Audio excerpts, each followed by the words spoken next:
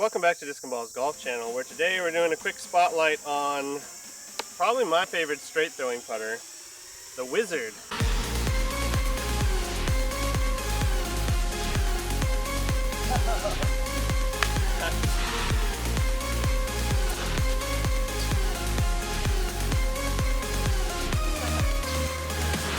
Boom, I think I fucking hit that line.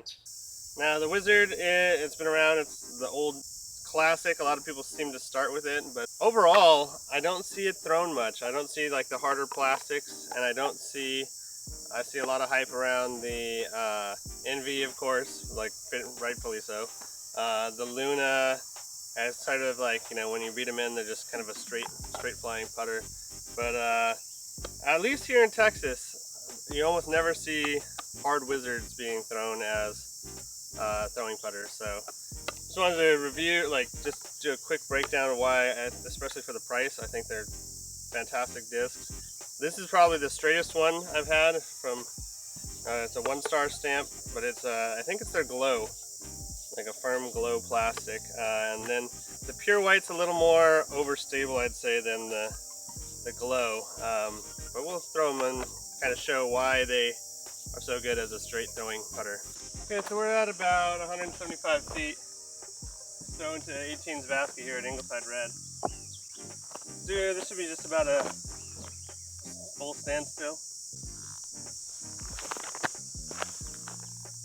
Hold it. Hold it and a little anhyzer, or hyzer, sorry. There's a speeder flight. So that was a good example of how, if you release it flat, it likes to hold pretty flat. And the nice thing out here, especially in Corpus, is into headwinds, it doesn't want to turn over too much. It won't, typically, again, depends on the wind, but it won't turn over and it won't get that big left to right swing that I've seen with other less neutral or generally more neutral, I guess, throwing putters. This one stays neutral, but it like doesn't want to fade out at the end, and that's great from those, you know, the distance I just showed, about 175 or so, standstill, just throw it right at it, let it stay on this line until it gets to the basket. So I've moved back to about 210 feet. There's a slight headwind, which for other discs, like I think the soft Electron Envy, I think it would be enough to turn it over a little bit, whereas I'll show with the Wizard, it still stays pretty true.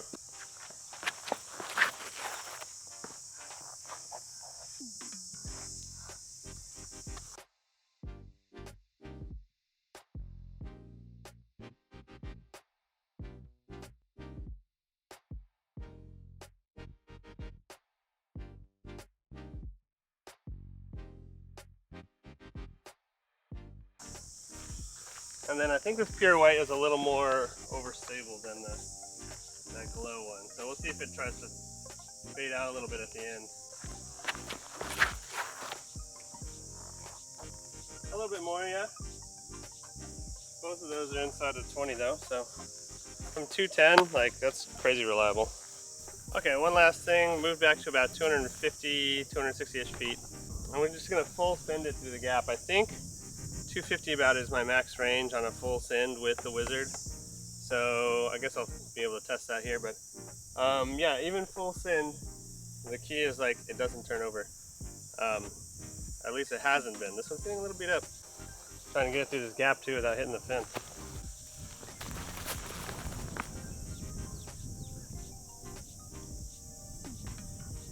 Okay, a little bit short. I didn't really crank on that one. I was trying to hit the gap. This one I'll give a little extra. Oh! Ouch. Got some new abrasions. That was abysmal. Let's try that again with the proper nose angle.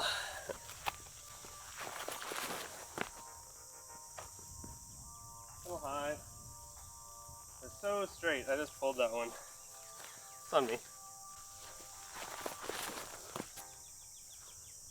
That's a little better. Still pulled it. So a little pilot error there. But I hope that's shown kind of a quick overview on a disc that I think is really awesome as a straight throwing putter. Do you use that? Do you use the wizard? Do you throw the wizard? What do you guys use as your straight thrower? Let me know in the comments. As always, thank you for watching, and hopefully I see you on the course.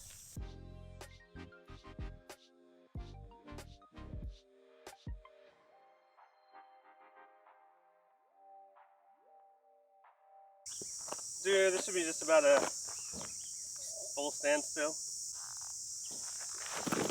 I pulled it.